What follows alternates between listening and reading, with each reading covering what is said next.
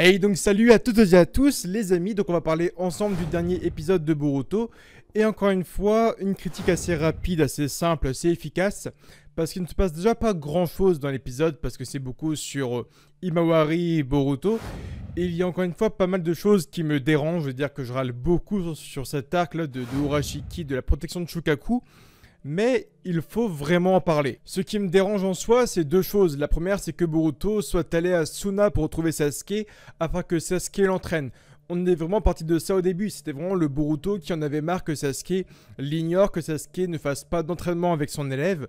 Donc Boruto en avait sa claque de tout ça. C'est pour ça qu'il est parti vers Suna pour retrouver son maître afin d'avoir un entraînement.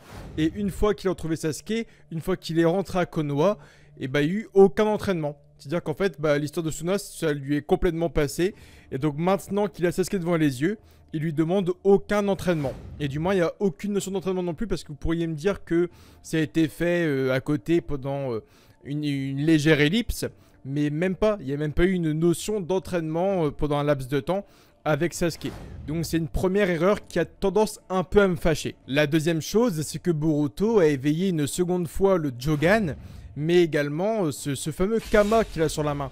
Tout ça, c'était une notion pendant le combat contre Urashiki, et à aucun moment, Boruto va en parler à son père qui est Hokage, qui a vu plein de dojutsu, plein de techniques secrètes et tout.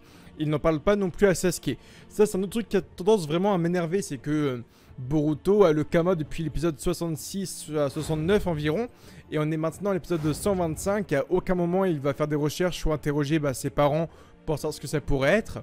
Et ce fameux Jogan, cette fameuse pupille, ce fameux dojutsu, il a essayé d'en parler à une époque à ses parents qui ne l'ont pas cru, mais là il faut qu'il le redise, qu'il dise t'as vu ce que je t'ai dit mais il y a maintenant plusieurs mois, ça m'est arrivé à nouveau contre Urashiki, et c'est ce qui m'a sauvé la vie aujourd'hui. Qu'il explique pour que Naruto le croie enfin. Mais voilà, il y a Boruto qui ne parle à aucun moment du Jogan, ou qui ne cherche à avoir aucun entraînement, donc ça c'est le truc qui me saoulait un peu. L'épisode est cool, l'épisode est intéressant, l'épisode est marrant, drôle et nostalgique du fait qu'on revoit les Biju, on revoit un peu la relation Shukaku et Kurama. Tout ça c'est hyper intéressant, mais dans l'ensemble l'épisode est surtout centré sur Himawari.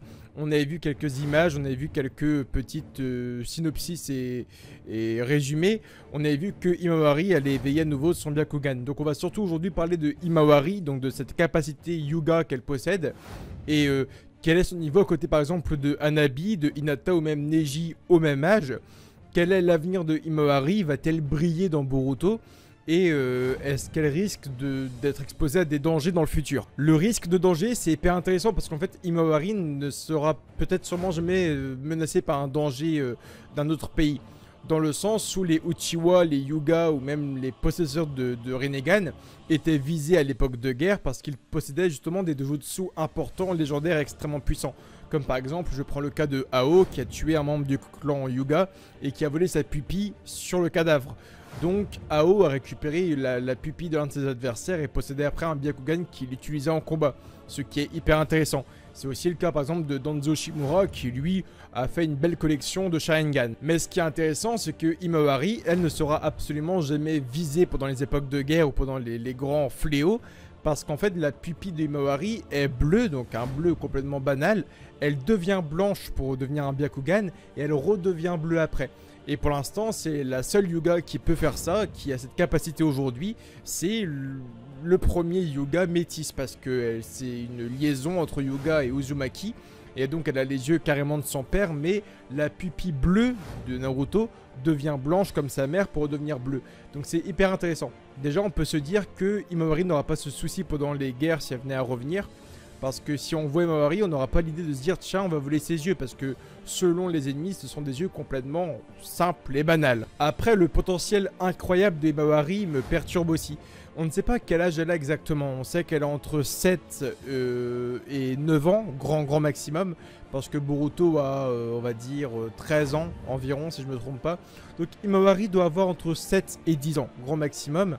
Et aujourd'hui, elle possède ce fameux Byakugan, qui est lié avec plein d'émotions, plein de tempéraments qui vient de ses grands-parents ou encore de ses parents. Donc Himawari est très intéressante, mais le souci et le problème de Kishimoto, Ikemoto et Kodashi, c'est que Himawari grandit et évolue dans l'ombre de son père, mais également dans l'ombre de Boruto. Par exemple, Boruto, on a déjà ce souci, Boruto n'arrive pas à être très bien développé parce qu'il y a Naruto Uzumaki. C'est pas moi qui le dis, c'est même Ikemoto qui l'a dit pendant sa deuxième interview, où Ikemoto disait « Je veux développer Boruto, mais le souci c'est qu'il y a Naruto Uzumaki et je ne peux pas développer correctement Boruto parce qu'il y a justement son père, le 7ème Hokage. » Et donc Ikemoto expliquait dans cette fameuse interview que pour que Boruto soit bel et bien développé un jour, il faut que Naruto disparaisse de l'écran pendant un moment. Himawari, c'est le même souci mais en plus grave, dans le sens où il y a Naruto, mais même si Naruto disparaît de l'écran, il y aura Boruto qui lui prendra la place à l'écran.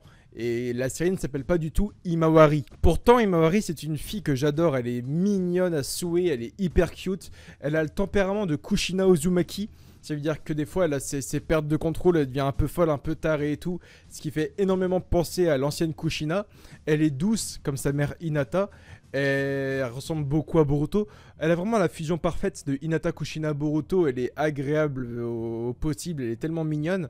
Elle est très mature pour son âge dans le sens où elle a aidé Enojin à comprendre ce que c'était que l'amour des dessins. Et Himawari, c'est justement le personnage qui complète à 100% Boruto. Dans le sens où Boruto, parfois, il est très puissant et tout, mais niveau maturité, Boruto traîne parfois sur certains sujets. Himawari est là pour relever un peu la balance, dans le sens où, des fois, Himawari est là, en mode... bah vas-y, il y a papa qui dort. Et Boruto en mode, putain mais pourquoi il dort? Fait chier. On passe rarement nos journées ensemble. C'est rare qu'on soit vraiment avec lui. Et lui il dort, fait chier. Et Himawari est là en mode, mais non, mais papa est Hokage. Et donc c'est le travail d'Hokage qui le fatigue aussi. Donc tu ne peux pas en gros en vouloir à papa d'être Hokage et donc de travailler pour nous. C'est vraiment incroyable dans le sens où c'est Boruto qui est l'aîné. Mais Himawari étant la plus jeune, donc de 7-10 ans, elle explique à son grand frère, n'en veux pas à papa, il est Hokage. Et voilà, c'est ça qui me touche aujourd'hui, c'est que Himawari a une maturité incroyable, elle comprend des trucs que Boruto ne comprend même pas. Elle a un peu l'intelligence de sa mère avec la discrétion à la fois. C'est juste remarquable. Plus c'est Byakugan, donc on voit aussi que lorsqu'elle active les Byakugan, elle perd complètement conscience de ce qu'elle fait. Elle ne sait plus du tout ce qui se produit parce qu'elle le dit aussi à Shukaku. Pendant l'investigation de mon père au rôle d'Hokage, je ne sais pas ce qui s'est passé. Il y a mon doudou qui s'est arraché. Et après, il y a eu un trou noir. Je ne sais pas ce qui s'est passé. Mais papa est resté 2 jours au lit à se reposer. Donc elle ne sait même pas qu'elle avait attaqué son père pour bloquer ses Tenketsu. Voilà, c'est très simple. C'est très bête comme truc. Mais on sait maintenant que lorsque Himawari active ses Byakugan, elle ne sait plus du tout ce qu'elle fait, elle devient un peu folle, un peu donc à l'image donc de Kushina, carrément. C'est encore donc le cas aujourd'hui lorsqu'elle va sauver Shukaku, elle frappe les déchets, elle envoie toute la ferraille en l'air, lorsqu'elle récupère Shukaku, bah, elle redevient elle-même, elle fait putain, il s'est passé quoi tu vois. Et elle a plus du tout de souvenir de ce qu'elle faisait, on sait pas du tout si elle va rester comme ça toute sa vie, si un jour elle va contrôler ses Byakugan, mais je trouve que ça peut être vraiment intéressant d'avoir une Himawari qui ne se contrôle pas. Ça peut être ultra intéressant.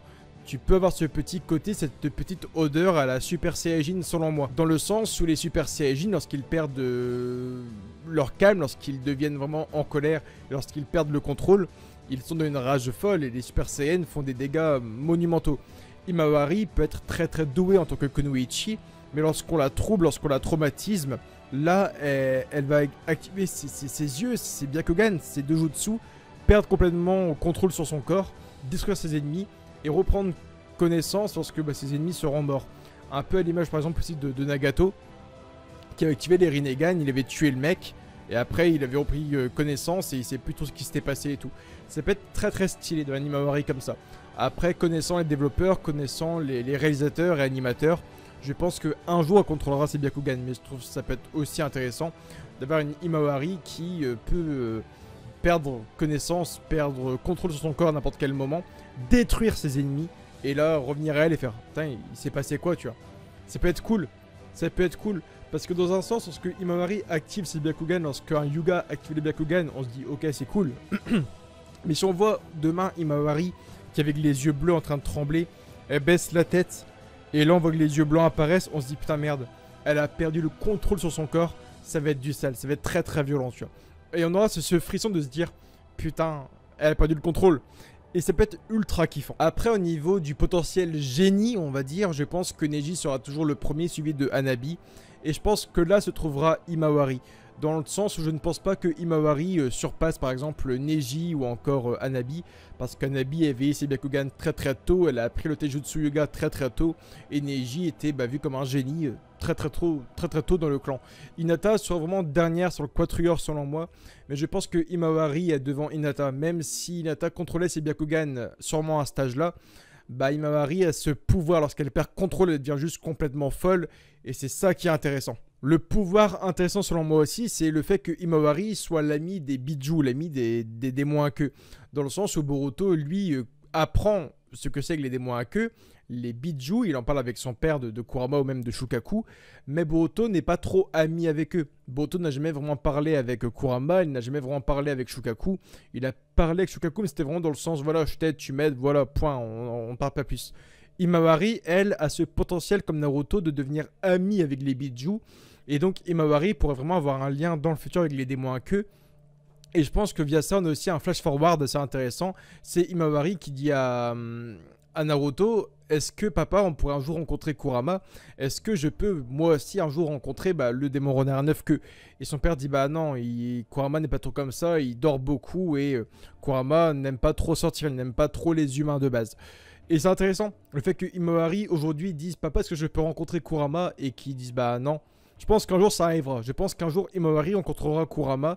Et ce ne sera pas pour n'importe quelle raison. Et je pense que ça rejoindra plus ou moins ma théorie donc sur Himawari qui pourrait être la prochaine hôte de Kurama. Dans le sens où si Naruto venait à mourir demain, il pourrait bel et bien séparer Kurama en yin et yang et les confier à ses deux enfants afin de les protéger. Ou bien Kurama mourra avec Naruto. En tout cas, l'épisode est vraiment focus à 200% sur Himawari. C'est hyper intéressant, c'est nouveau, c'est frais, c'est cool, mais on n'est pas dans la continuité de ce qu'on voudrait avoir. On n'est pas dans la continuité du côté Urashiki, le Otsutsuki qui traquait Shukaku et tout. Là, on n'a absolument aucune réponse. Tout ce qu'on nous a proposé en début de problématique, en début d'arc, toutes les problématiques qui étaient posées, on n'a pas réellement de réponse. Le fait que Boruto soit allé vers Sasuke pour avoir un entraînement, finalement il n'y a aucun entraînement, même quand il a retrouvé Sasuke. Le fait que Urashiki traque Shukaku, il abandonne complètement sa quête. On ne sait même pas pourquoi il traquait Shukaku. Est-ce qu'il va viser les autres démons à queue? On ne sait pas vraiment non plus. Voilà, il y a plusieurs problématiques qui ont été posées en début d'arc. Aujourd'hui, on est en fin d'arc et ça n'a absolument pas évolué. On a eu des combats intéressants, on a eu des bons développements pour Shinki, des combats jolis, de la très belle animation. Mais au point de vue des problématiques, rien n'a vraiment évolué. Maintenant, j'ai hâte de voir l'épisode de la semaine prochaine. Donc Boruto va maintenant beaucoup plus s'intéresser à Jiraiya, donc le tuteur qu'avait Naruto Uzumaki, donc son père. Et donc Boruto va maintenant s'intéresser à Jiraiya, donc le Sennin légendaire. Et ça peut être vraiment découpé avec l'humour et la nostalgie. On voit que Kakashi est vraiment avec le bouquin en mode putain, technique de la drague. Et on voit que Sasuke lit le bouquin et tout. Est-ce que Sasuke lisait le bouquin de Jiraiya pour essayer aussi de conclure sa relation avec Sakura? C'est possible. Mais selon moi, dans ma tête, j'aurais toujours un Sasuke qui est très très sombre. Tu vois, le Sasuke qui est très très dark, un peu seul, le loup solitaire carrément. Et là, dans la preview, on voit un Sasuke qui lit le paradis du batifolage ou les techniques de la drague, je sais plus quel volume c'est. Et j'ai peur de voir ce Sasuke là en fait, j'ai vraiment peur parce que c'est cool qu'il soit attendri, c'est cool qu'il se montre démonstratif envers les sentiments humains et les sentiments amoureux, c'est très très cool. Mais d'un côté, voir ce fameux Sasuke Uchiwa lire le paradis de la drague, tu vois, je me dirais putain ça brise un peu le Sasuke dark et tout qu'on connaît. Mais ça peut vraiment être hyper intéressant. Dans le sens où ce serait cool que Sasuke ait un petit passage de 10 secondes avec Kakashi, où il parle un peu avec Kakashi en disant bon voilà, comme tu sais j'ai ma relation avec Sakura et je suis père de famille avec Sarada, mais quand je reviens je ne sais pas trop comment m'y prendre avec Sakura, avec ma famille, et que là Kakashi lui propose le fameux livre. Ce serait hyper cool parce que Sasuke trouverait ses réponses en tant que père de famille, en tant que mari, via le livre qui était le tuteur de celui de son rival. Ça pourrait être vraiment hyper intéressant, tu vois, que Sasuke ait grandi à travers la philosophie de vie d'Orochimaru, mais qu'en fin de compte, il se rende compte qu'il est plus proche en fait, de la philosophie de vie de Jiraiya. En lisant le bouquin, que Sasuke se dise, en fin de compte, le Jiraiya, j'aurais peut-être bien aimé être entraîné par lui à l'époque, tu vois. Ce serait cool. Rien qu'une phrase comme ça de Sasuke qui dise... en fin de compte, Jiraiya, j'aurais bien aimé que ce soit mon tuteur, j'aurais bien aimé que Jiraiya soit encore en vie, tu vois, pour le rencontrer. Une phrase toute bête, mais c'est vrai qu'il n'y a jamais eu de réel échange entre Jiraiya et Sasuke. Et aujourd'hui, le premier lien va être fait. via ce fameux roman, ce fameux livre, le fameux héritage de Jiraiya qui traverse maintenant les générations. Ça peut être cool que Sasuke lise ce livre et qu'il se dise putain, j'aurais aimé que Jiraiya m'entraîne un peu quelque temps avec Naruto. Ça peut être hyper intéressant. En tout cas, like, commente, abonne-toi à Facebook, Twitter, Instagram et Snapchat. Et rendez-vous demain pour de nouvelles vidéos. Bye tout le monde, date basso, date bassa et tout ce que tu veux. Diane. やめろ。いいんだよ、カカシ。俺はもうダメみたいだ。体の右側はほとんど潰れちまって感覚すら